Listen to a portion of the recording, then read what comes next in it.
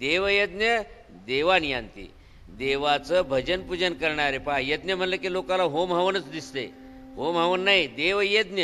यज म्हणजे भजने पूजने. देवांचं भजन पूजन करणारे देवानियांती, देव लोकाला प्राप्त होतात. मद्भक्ता, आणि त्यातून माझी भक्ती करणारे माम अपियांती, ते मलाच प्राप्त होतात.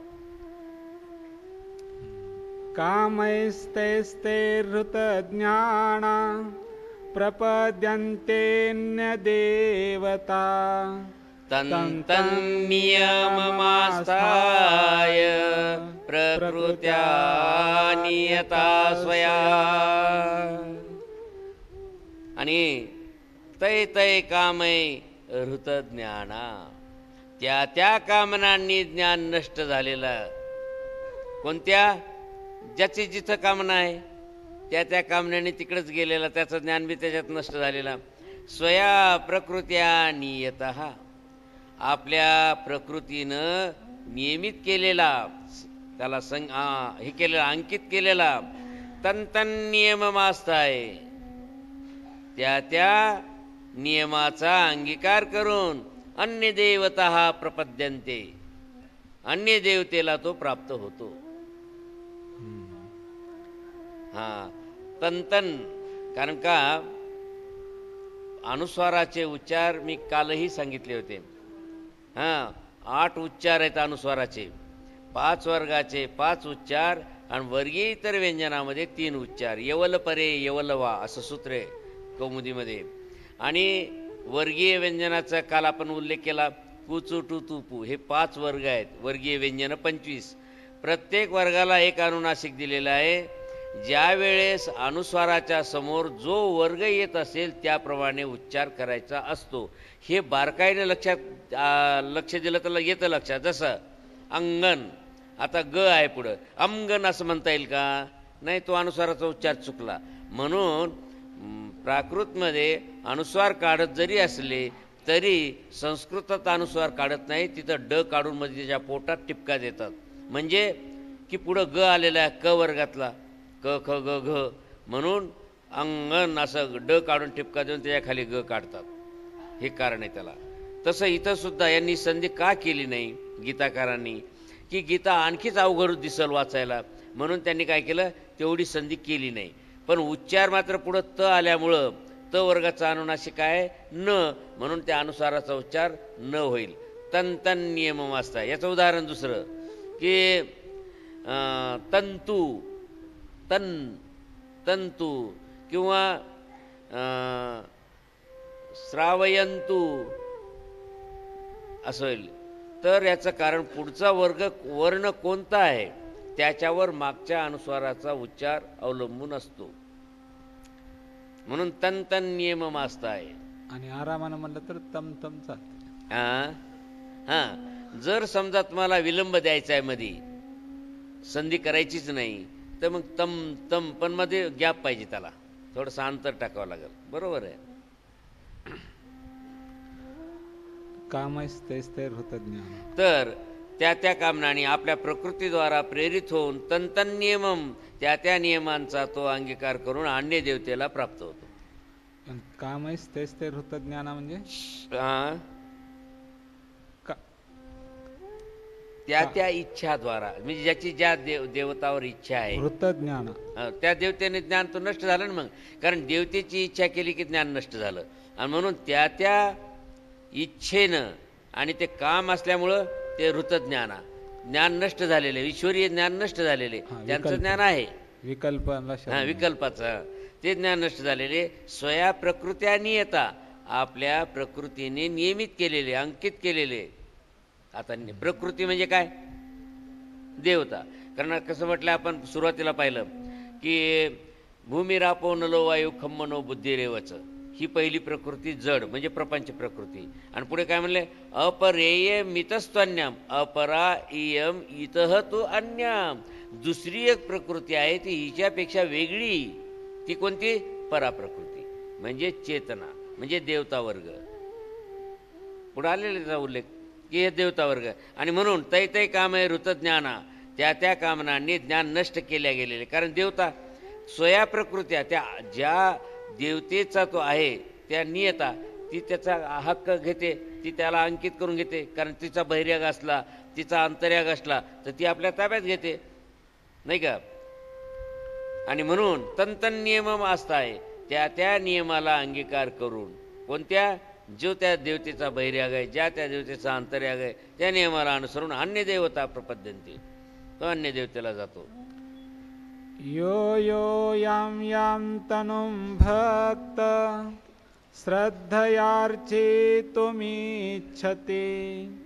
तस्य तस्याचलां श्रद्धां तामेव विदधाम्यहम्. आणि यह यह भक्त, जो जो भक्त, याम याम तनुम, ज्या ज्या देवता स्वरूपाची श्रद्धया अर्चितुम इच्छती, श्रद्धेनं पूजन करण्याची इच्छा करतो, तस्य तस्य श्रद्धाम, ती ती श्रद्धा, त्याची त्याची श्रद्धा, ताम एव, त्या देवतेलाच, अहम अचलाम विदधामी, मी अचल रूपाने ती तशीच धारण करतो, म्हणजे स्वीकारतो. की तुम्ही ज्या देवतेची केली ते स्वीकारतो. म्हणून तो म्हटलं ते की तुम्ही जसं माझ्याकडे ज्या भावनेतून माझ्याकडे येता, लोक म्हणतात सगळा देव एकच देव आहे आणि म्हणून कोणत्याही ठिकाणी भजन पूजन करतात. मग हे त्याचं खंडन आहे, पण फार त्यांनी ते करू नका असा शब्द न वापरण्याऐवजी फार वेगळ्या पद्धतीने श्रीकृष्ण बोलत आहेत. आणि ही त्यांची हातोटी, त्यामुळं पुढच्याला दुखवत नाही. बोलण्याची ही हातोटी आहे की श्रीकृष्ण भगवान कशा पद्धतीने नकार करतात इतर भक्तीचा. स्वीकारतो म्हणायलेत ना, स्वीकारतो म्हणायलेत ना, ते ईश्वर भक्ती. विदधामी काय म्हणले? विदधामी म्हणजे धारण करतो. अचलाम विदधामी, अचला म्हणजे स्थिरपणे,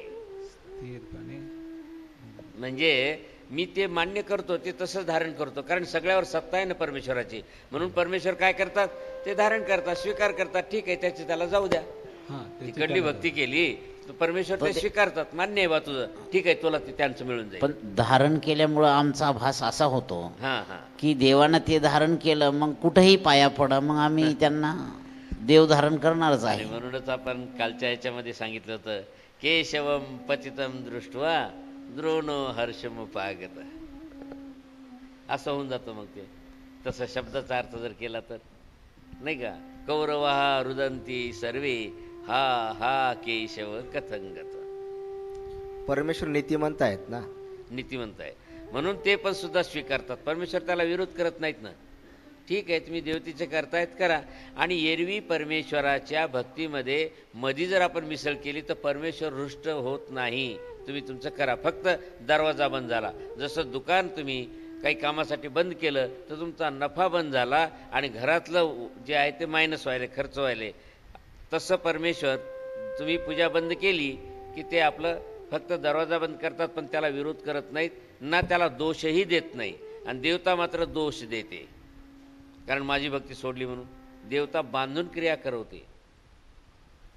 सतया श्रद्धया युक्त तस्याराधनमीहते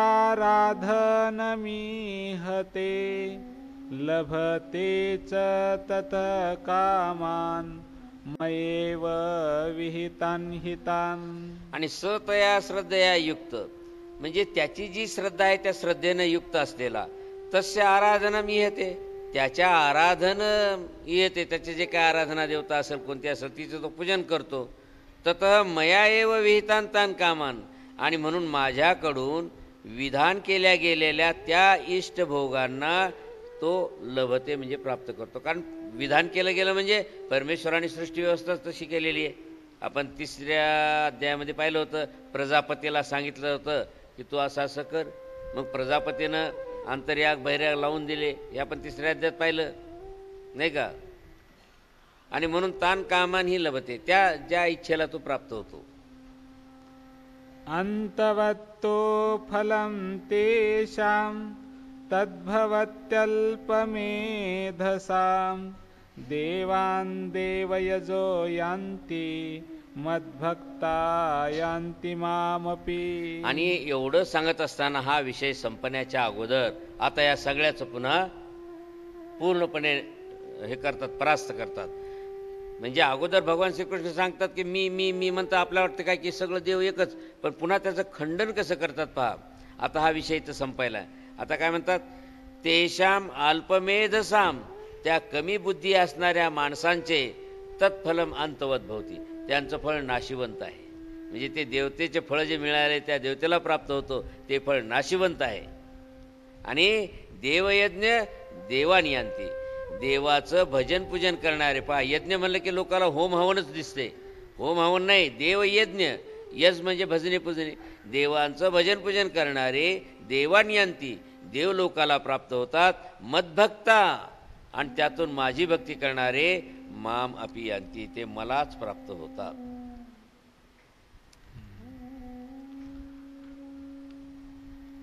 अव्यक्तं व्यक्तिमापन्नं मन्यन्ते मामबुद्धय, परं भावमजानन्तो ममाव्ययमनुत्तमम्. मम अनुत्तमम अव्ययम परम भावम अजानंत, माझा अत्यंत उत्तम अविनाशी असा जो परम भाव आहे, जे उत्तम अस्तित्व आहे, माझं जे परम अस्तित्व आहे ते अजानंत, न कळाल्यामुळे. अबुद्धय म्हणजे अज्ञान लोक. अव्यक्त माम, अविनाशी असलेल्या मला, अव्यक्त असलेल्या मला, माम व्यक्तिम आपन्नम मन्यन्ते, मला व्यक्तामध्ये आलेलं असं समजतात. म्हणजे परमेश्वर कुठं जातही नाही आणि येतही नाही. फक्त त्याला जिथे अवतार घ्यायचा असतो तिथे फक्त तो बुडबुड्याप्रमाणे तिथेच तो अवतार तयार होतो. तो कुठं जात नाही किंवा अव्यक्तातून इथे येत नाही. ते अव्यक्तच स्वरूप असते, जशाला तसंच असतंय, फक्त त्याच्या भोवती मायेचा आकार तयार होतो. संपला. ते 17 भेदामध्ये आपण वेगळं बोलतो ना बाबा. आपण आता इथं म्हणालात की ते कुठं जात नाही आणि कुठून येत नाही, तर आणि आपण त्या 17 भेदामध्ये बोलत असताना वेगळं बोलतो. आपण कसं वेगळं बोलतो की इथं उल्लेख आणि त्रिअंशी अवतार किंवा अव्यक्ती व्यापार. उल्लेख म्हणजे काय, गेला का तिथं? आता मी उल्लेख केला, मला दिल्लीला जायचं, मी काय स्वरूप दिल्लीला गेलो विभागणी का? संदर्भात बोलतात ना बाबा. हा? स्वरूप विभागणी संदर्भात उल्लेख एकीकडे आणि स्वरूप विभागणी एकीकडे. स्वरूप इथून तिथून एकच असतं. हो. फक्त उल्लेख तिथे होतो हा. आणि कार्य इथं होतं. हो. म्हणून काय म्हणतात, तिथं उल्लेख आणि इथं अवतार. अवतार म्हणजे काय झालं, इथं प्रगट झाला. आणि इथं उल्लेख आणि तिथं अवतार. हो, म्हणजे परमेश्वराचं स्वरूप सगळीकडे भरलेलं आहे. या स्वरूपात इथं उल्लेख झाला काय आणि तिथं उल्लेख झाला काय, कुठं अवतारायचं ते परमेश्वराच्या मनावर. हो, पण तिथं गेला नाही, आला नाही असं जे आपण म्हणालात, हा, तर हे थोडस नाही ना, सगळीकडेच भरलेलं आहे ना. आहे. पण तिथं आपण 17 भेदामध्ये कसं बोलतो बघा ना. उल्लेख म्हणायले, उल्लेख. हो, उल्लेख एकीकडे आणि अवतार एकीकडे. मोबाईलनं मी इथं उल्लेख केला, तुमच्या कानात कसा आला मोबाईल? अहो ते ध्वनी तिकडं पसरलेलाच आहे. मोबाईलनं उल्लेख कुठे केला मी? इथं केला उल्लेख. मोबाईलचे बटन इथं दाबलेत आणि तुमच्या कानात कसं काय गेलं? म्हणून काय ते तुटून गेला का इथला मी उचललेला आवाज उचलून गेला का तिथे? नाही, असं नाही आहे, नाही का? त्याचे जर तुम्ही 2-4 जर केले फोन तर बरोबर 4 जणाला बी जाईल. नाही, उल्लेख इथं आहे माझा, बटन इथं आहेत. प्रगटीकरण. हा, इथंच नाहीत बटन. मी मुक्ताईनगरला जाऊन बटन दाबतो, म्हणजे उल्लेख तिथं बी होतो माझा, उल्लेख इथंही होतो माझा. उल्लेख कुठे होतो? बटन कुठे दाबू द्या ना, बरोबर आहे.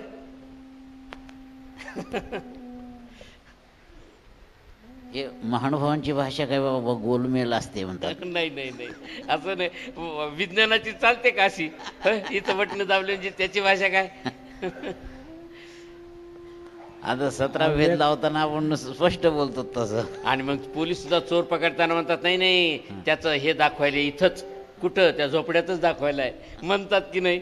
वास्तविक त्याचं टावरमध्ये आहे, पण तरी बोलताना काय म्हणतात पोलीस, नाही नाही त्याचं आम्ही हे पाहिलं म्हणे, बायोडाटा पाहिला आणि तो फोन सध्याला कुठं आहे, त्या झोपड्यातून बोलायला म्हणतात. म्हणजे काय, टावर तर इथं आहे, टावरवरून गेलं नाही तिथं, मग त्या टावरवर काय येत नाहीत ते तिथून त्याचं झालं कार्य. म्हणून लोकेशन झोपड्याचं, लोकेशन म्हणतात ते. म्हणतात लोकेशन कुठे दाखवले तिथं. अरे लोकेशन टावरवर आहे रे बाबा. पण तसं नाही, तसं परमेश्वर सगळीकडेच आहे, पण त्याचं लोकेशन. दंडोत बाबा. हां बाबा ते 17 भेद तर लावतोच आपण, पण 18वा पण भेद लावतो की द्वारावतीकारांचा जो अवतार आहे, द्वारावतीकार तेची आमचे गोसावी. तर द्वारावतीकारांचं जे व्यक्त स्वरूप आहे तेच भरोचला गेलं आणि तेच अवतार झाला असं पण लावतो आपण. द्वारावतीकार तेची आमचे गोसावी, बरोबर आहे. मग तेच व्यक्त स्वरूप होतं. हो मग आपण असं नाही म्हणू शकत की भरोचला जे अव्यक्त स्वरूप होतं तिथेच अवतार झाला. हो, कारण कसं आहे, स्वरूप तेच आहे. समजण्यासाठी आपण काय म्हणतो, ते स्वरूप तिथून इथं आलं. वास्तविक त्याला इथून इथे यायची गरज नाही, ते स्वरूप इथंच आहे, ते इथंच पटकन तयार होतं. पण त्याला निमित्त करून त्याला द्वारा हे जे आहे ना, हां स्वरूप विभागलं म्हणजे ते परमाणुसंधी व्याप घेतलेला आहे. जिथं विभाग झाला नाही का, जसं घटामध्ये एकदा पाणी आलं, ते तळ्यामध्ये कुठं जरी चाललं तरी पाणी इथलंच आहे, पलीकडे गेलं तिथलं असं आहे. विभाग नाही म्हणतायत, हां विभाग नाही म्हणतायत, अखंड स्वरूप. हो. आणि जे इथं जे म्हणलेलं असं वाटते मला की बाबा अव्यक्तम व्यक्तिमापनम, जसं मनुष्य जन्म अव्यक्त होता, जीव थोडक्यात तो व्यक्त झाला, म्हणजे व्यक्त झाला म्हणजे तिथं अव्यक्ती आता काही राहिलं नाही, असं परमेश्वराला समजतात अबुद्धय. असंच, कारण तो सगळीकडे भरलेला आहे ना, तिथं नाहीच होत नाही, तो नाहीसा होतच नाही तिथं, नाही का. आणि इथं जरी प्रगट झाला असला तरी याचे कार्य तिथं, त्याचे कार्य इथं आहेतच. बाबा ते 18वा प्रकार बोलतात त्याच्या संदर्भात थोडस बोला. 18वा प्रकार दादा बोलायले त्यांच्या संदर्भात थोडं बोला. त्याची फक्त कसं आहे की जे जसं इथं उल्लेख तिथं अवतार, तिथं उल्लेख तिथं अवतार म्हणायला नाही, ते झालं, आलं लक्षात आमच्या की आपण सर्व व्यापक परमेश्वर स्वरूप सांगितलं. परंतु आता चक्रपाणी अवतारांचं, द्वारावतीकारांचं जे सर्व दळेसी तिकडे गेलेत, अगदी म्हणजे ओळगण्यासहित. मग आता इथं कसं बोलसाल आपण? 17वा भेद तेच स्वरूप आलेलं 18वा आहे. म्हणायले हो ते. ठीक आहे ना, ठीक आहे, 18वा म्हणा. पुरांतर आहे ते, वास्तविक 18वा म्हणण्यापेक्षा पुरांतर आहे ते. भेद, उल्लेख आणि अवताराचे ठीक आहे. ठीक हा, आहे. श्री चक्रपाणी महाराज असं म्हणतात की अवतारापासून अवतार आहे, म्हणजे श्री दत्तात्रय प्रभू. आणि दुसरी गोष्ट त्याच संदर्भात काय म्हणतात की श्री प्रभू तेच श्रीकृष्ण चक्रवर्ती. ते पहा कसं आहे, काय म्हणले की श्रीकृष्ण चक्रवर्ती तेच, हो, म्हणजे असं 3 प्रकार दाखवतात. पुरांतर करतात ना. प्रत्येक अवतार एकदा विभागले म्हणजे ते नित्य आहेत. मग या पुरातून त्या पुरात पुरांतर. साधा साधा विद्यावंत इथंही दिसतो आणि काशीतही दिसतो, तर हे तर परमेश्वर स्वरूप आहे. दुरांतर काय जास्त आहे का? ते होऊ शकते नाही त्याला तिथं. आणि त्यांचं म्हणणं आलं 17च्या बाहेरचं आहे असं. 18वा नाही, पहिले झाले ते झाले, आता किती होतील आपल्या आपल्या मनानं.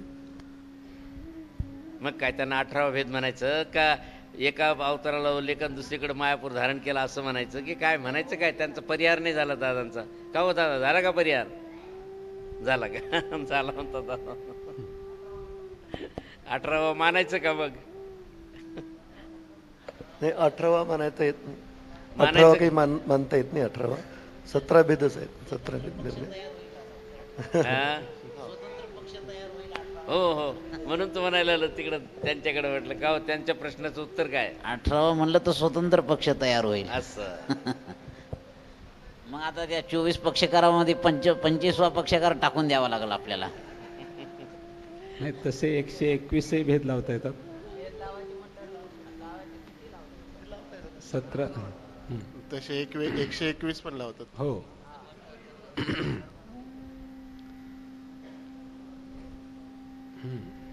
मग अव्यक्तम व्यक्तिमापन म्हणजे जसं मनुष्य एकदा व्यक्त होतो, पुन्हा काही अव्यक्ती राहतच नाही, तसं अबुद्ध हे समजतात असं वाटतं. या ठिकाणी 18वा का मानू नयेत? कारण अवतार तोच आहे. जर समजा 18वा प्रकार असता तर मानलास. फक्त पुरांतर व्हायले, अवतार तोच आहे, फक्त पुरांतर व्हायले. नाहं बाबा, आपण प्रकाश पाचवा अवतार मानतो की सर्वस्य योगमाया समावृत मूढोऽयं नाभिजानाति लोको मामजमव्ययम्. हा पुढे योग माया समावृत. जी योग माया पहा, ह्या मायेलाच पुढे केलेलं आहे. अहम सर्वस्य प्रकाश न, मी सगळ्यांना दिसत नाही. अयम मूढ लोक अजम अव्ययम माम, मला अजन्मा अविनाशी असलेल्या मला न अभिजानाती, म्हणजे मला ओळखत नाहीत. दंडोत बाबा. बाबा अनंत अवतार म्हणतात, मग देवानं 5च अवतार का लिहिले, इतर अवतार का बरं सांगितले नाही? हां, तर आता कसं आहे की हंस अवताराच्या बद्दल कसं मत की तो स्वतःच्या मायापुरासहित पक्षामध्ये गेला म्हणतात, कोणी कसं म्हणतात. हे नंतरचे अवांतर मतं झाले.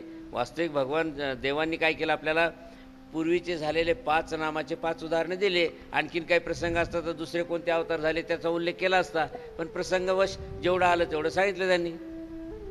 आणि संदर्भ येतो ना, द्वारावतीकार, श्रीप्रभू आणि आमचे गोसाई, 3चा तर संदर्भ चाललेला आहे. राहिले फक्त 2, तरी 5ही कृष्ण आहेत म्हणून त्याने श्रीकृष्ण त्यात घेतला. राहिला दत्त, तर म्हणले या सगळ्याला कारणभूत दत्त आहे म्हणले, संपलं. हे म्हणून 5 ज्ञान परंपरा आहे ना. हा, ज्ञान परंपरा. असं ज्ञान परंपरेमुळे 5 सांगितले. श्रीकृष्ण महाराजांनी जगन्मान्य म्हणून घेतलं असं. जगमान्य, आणि बरोबर. श्री दत्तात्रय पासून ज्ञान परंपरा आहे.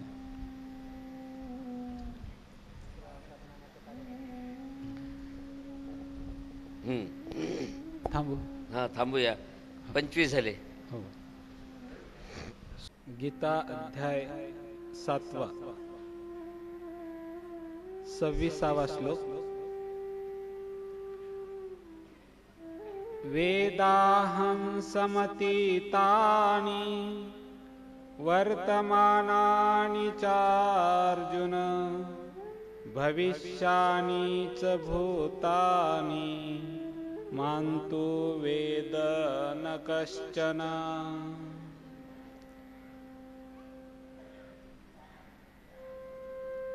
अर्जुनाला भगवान श्रीकृष्ण अगोदर सांगतात की मी कोणालाही जसा आहे तसा प्रगट झालेला नाही, पण हा लोक, हा समाज मला अविनाशी अजन्म आहे असं मला कोणीही हे ओळखत नाहीत. पण मी कसं पाहतो म्हणून ते स्वतःची दृष्टी सांगतात की अर्जुना समतितानी वर्तमानानी, म्हणजे ज्या गोष्टी मागे भूतकाळात होऊन गेलेल्या आहेत त्या, आणि भविष्यानी म्हणजे भविष्यात होणाऱ्या, त्याचप्रमाणे जे काही भूतानी म्हणजे जीवभूत प्राणी जे आहेत, अहम वेद, या सगळ्यांना मी जाणतो. कश्चन माम न वेद, मला कोणीही जाणू शकत नाही. अर्थात जो ज्ञानी आहे, ज्याला शाब्दज्ञान झालेलं आहे, तो जाणू शकतो, बाकी कोणीही जाणू शकत नाही. इच्छा द्वेष समुत्थेन द्वंद्वमोहेन भारत सर्वभूतानि सम्मोहं सर्गे यान्ति परन्तप. भारत परंतप. हे शत्रूला ताप देणाऱ्या अर्जुना, भरतवंशी अर्जुना, सर्गे, या संसारामध्ये इच्छा द्वेष समुत्थेन म्हणजे इच्छा द्वेषापासून उत्पन्न होणारे जे द्वंद्व आहेत, आणि त्या द्वंद्वाच्या मोहामध्ये, द्वंद्व म्हणजे सुखदुःख, राग द्वेष काम क्रोध, या द्वंद्वाच्या मोहानं सर्वभूतानि सम्मोहम, या जगातील सगळेच जीवभूत प्राणी मोहात अडकलेले आहेत. आणि म्हणून मोहम यांती म्हणजे ते आपल्या मोहामध्ये प्राप्त झालेले आहेत. येषां त्वन्तगतं पापं जनानां पुण्यकर्मणां ते द्वन्द्वमोहनिर्मुक्ता भजन्ते मां दृढव्रता. परंतु पुण्यकर्मणाम येषां जनानां पापम अंतगतम. ते म्हणतात जे निष्काम कर्म करणारे. आता गीतेमध्ये पुण्य हा शब्द सर्वसाधारण रूपानं वापरलेला आहे, पण ज्याही वेळेस त्यांना काही विशिष्ट प्रकारे सांगायचं असेल त्यावेळेस मात्र ते पुण्याचा निषेध करतात. एरवी कोणत्याही सुखाला पुण्य असं सर्वसाधारण अर्थामध्ये वापरतात. म्हणून पुण्यकर्मणाम येषां जनानां पापम, पुण्यरूप कर्म करणारे या लोकांचे पाप अंतगतम म्हणजे नष्ट झाले गेलेले आहेत. आणि ते द्वंद्व मोहमुक्ता, आणि अशी ते जीवभूत प्राणी या द्वंद्वाच्या मोहातून विमुक्त म्हणजे मुक्त झालेले आहेत. दृढव्रत, आणि ते दृढ निश्चयी आहेत. माम भजन्ते, असे लोक मला भजतात. म्हणजे या ठिकाणी पुण्यकर्मणाम येषां जनानां पापम अंतगतम म्हणजेच ईश्वरीय क्रियेनं, ईश्वरीय दानानं, ईश्वरीय अस्थिपरीच्या आचरणानं त्यांचे पाप नष्ट झालेले आहेत. हे लक्षात घेण्यासारखं इथं दोन्हीतला फरक. कारण मागं दुसऱ्या अध्यायामध्ये आपण पाहिलेलं आहे की जो पुण्यही नाही पापही नाही म्हटलं, मग इथं पुन्हा पुण्य कसं म्हणतायत. म्हणून या ठिकाणी पुण्य म्हणजे काय धरायचं, परमेश्वर रूप जे कर्म असतील त्यातून होणारं पुण्य. आपल्या याच्यामध्ये आपण म्हणतो गोमट, कारण इकडं म्हणून ब्रह्मविद्याशास्त्रामध्ये याचे स्पष्टपणे मांडणी करताना त्याला वेगळा शब्द वापरलेला आहे, तो म्हणजे गोमट, आणि दुसरं म्हणजे ओक्ट. तिकडं पुण्य आणि पाप, कर्मराटीमध्ये पुण्य आणि पाप, आणि इकडे ओक्ट आणि गोमट असा शब्दभेद या शास्त्रात केलेला आहे. पण गीतामध्ये मात्र फक्त त्यांनी पुण्य सर्वसाधारणपणे शब्द वापरलेला आहे, आणि जिथे मात्र त्यांना त्या देवताचे कर्म सांगत असताना पुण्यसुद्धा नको, समत्व योगामध्ये स्पष्ट सांगितलेलं आहे पुण्यसुद्धा नको. पाप तर नकोच नको, पण पुण्य पण नको. आणि इथं मग आता जे पुण्य कसं यायले तर या ठिकाणी ईश्वरीय कर्मानं अशा अर्थाने घेतलेलं आहे, म्हणजे गोमटे रूप पुण्य. जरामरण मोक्षाय मामाश्रित्य यतन्ति ये, ते ब्रह्म तद्विदु कृत्स्न मध्यात्मं कर्म चाखिलम्. ये माम आश्रित्य, आणि जे माझा आश्रय घेऊन म्हणजे मला शरण येऊन जरा मरण मोक्षाय यतंती, जन्ममरणापासून मुक्ती मिळण्यासाठी प्रयत्न करतात. तत् ब्रह्मकृत्स्नम अध्यात्मम च अखिलम कर्मविधू, त्याला मात्र खरोखरच तो परमेश्वर किंवा संपूर्ण अध्यात्म त्याला कळालेला आहे, आणि त्यालाच खरा कर्माचा अर्थ कळालेला आहे. अन्यथा इतरांना कर्माचा अर्थ कळाला नाही, आणि म्हणून ते कर्म कसे करावे ते त्यांना कळत नाही. साधिभूतादिदैवं मां साधियज्ञञ्च ये विदो, प्रयाणकालेऽपि च मां ते वेदोर्युक्तचेतसः. आणि अधिभूत अधिदैव, स म्हणजे सह, सहबहुव्रीही समास आहे, म्हणून स म्हणजे सह म्हणजे अधिभूत अधिदैव आणि अधियज्ञ यांच्या सहित माम ये प्रयाणकाले अपि विदू, जे मला कमीत कमी अंतकाळी जरी त्यांनी जाणलं तरी ते युक्त चेतस, ते युक्त चित्त असणारे ती माणसं माम विदू, ते मला पुढं जाणतील किंवा मला ओळखतील किंवा मला ते प्राप्त करून घेतात. कारण या जन्माच्या कमीत कमी अंतकाळापर्यंत तरी त्याने ऊर्ध्वमुख व्हायला पाहिजे, म्हणजे कुठे ना कुठेतरी ईश्वर प्रत्यर्थ त्याने क्रिया करायला पाहिजे, म्हणजे त्याला इकडले योग पुढं तरी पुरतील. पण जन्मभर जर काहीच नाही केलं तर पुढे मग त्याची जी 84 चालली तिकडंच, ती तर यालाही भोगावं लागते अन्य सगळ्यांनाच. परंतु ज्यानं समजा इकडलं पुण्यरूप ईश्वरीचं जे काही कर्म केलेले असतात ईश्वर प्रत्यर्थ, मग ते ईश्वर प्रत्यर्थ अन्नदान असो किंवा साधू संतांची सेवा असो काही असो, त्यामुळं मात्र त्याची ऊर्ध्वगती होते ती परमेश्वरीय मार्गानं. आणि इतरांनी जर पुण्यरूप कर्म केले तर त्यांची ऊर्ध्वगती होते ती देवता फळाच्या मार्गानं. देवता फळाच्या मार्गानं होणारी ऊर्ध्वगती ही पतनशील असते. परमेश्वराच्या मार्गानं होणारी ऊर्ध्वगती ही जशाला तशी, जरी ती पुरली नाही ईश्वराला तरी पण ती निक्की असते, ती कधी संपुष्टात येत नाही. आणि देवतेची मात्र अर्धवट झाली तर ती गेली कामातून, कारण एक तर पूर्ण फळ होत नाही आणि मग त्याचं जे पुण्यरूप फुटक्रिया असतील त्या भोगायला मिळतील. पण ईश्वर प्रित्यर्थ मात्र जशाला तसं ते पूर्णपणे राहतं.